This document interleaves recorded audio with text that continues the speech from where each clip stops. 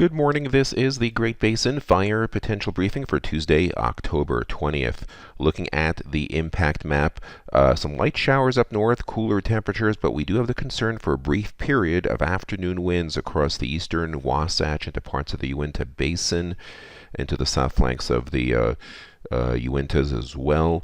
A bigger shot of wind, borderline 25 to 35 miles per hour, marginally dry relative humidity levels, drier humidity and borderline winds again for southern Utah and the Arizona Strip on Thursday. So still this fire season just refuses to totally go away. No significant precip last 24 hours, no lightning. Initial attack fairly light, but a few new starts scattered about northern, central, eastern Utah, down into southern Nevada, even up into parts of Idaho as well. They've dried out. This is the past 7 days of precipitation on the left, past 14 days on the right. And you can see no wetting rains basically south of the I-80 corridor, and that's where a lot of our fuels still in late October are in the 80th to 90th percentile across a good portion of Utah and eastern Nevada, and still marginally dry a bit further north towards the Idaho border. Starting to dry out across parts of southeastern Idaho and parts of southern Wyoming in the lower elevations as well.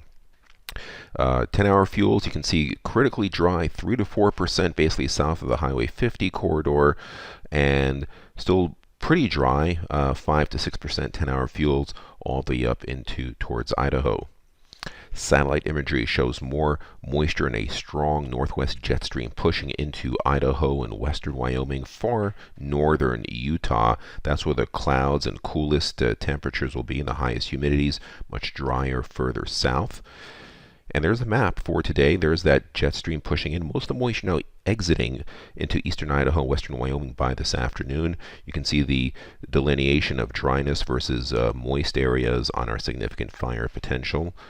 Relative humidity levels on the right, you can see them 30% or higher up north, but in the teens and even single digits further south. On the left-hand side, those gusty winds, you can see them across northeastern Utah into the Uinta Basin and parts of the Wasatch and Uinta mountain ranges. Gusts could exceed 30-35 miles per hour in some of those areas. Moderately breezy in the Snake River Plain. Humidities there fairly high though. On Wednesday, we do start seeing this low pressure trough digging into the far northern portion of Idaho. Could be some showers through there, still cool. Strong winds up north, gusting over 50 miles per hour, but high humidity, but still moderately breezy, maybe 25 to 35 mile per hour winds, much of northeast Nevada, parts of Utah as well. You can see that south of the I-80 interchange, humidity drops below 20% and into the teens pretty rapidly. Drier northwest flow pushes in on Thursday. Winds diminish quite a bit, except for a bit of enhancement along with the terrain from the west-southwest across far southern Utah, parts of the Arizona Strip, where humidity levels will be in the teens. Light winds elsewhere. 3-day precipitation could get some light showers, a couple hundredths of an inch in the higher terrain of Idaho and western Wyoming. Actually, western Wyoming could get a little wetter, maybe quarter inch. Some of that will be in the form of snow. On Friday, another batch of moisture starts developing with a deeper low in British Columbia.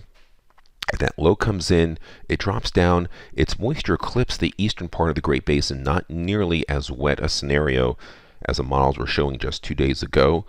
But still, we'll get some moisture and some cooler temperatures, actually sharply colder as well. You can see a bit more yellow and green on the map as the cooler, higher humidity air comes in. Only the far south escapes it for a while on Saturday, but even by Sunday, this strong northwest flow and this deep trough here across most of the Great Basin will bring temperatures about 20 degrees cooler. Humidity will come up.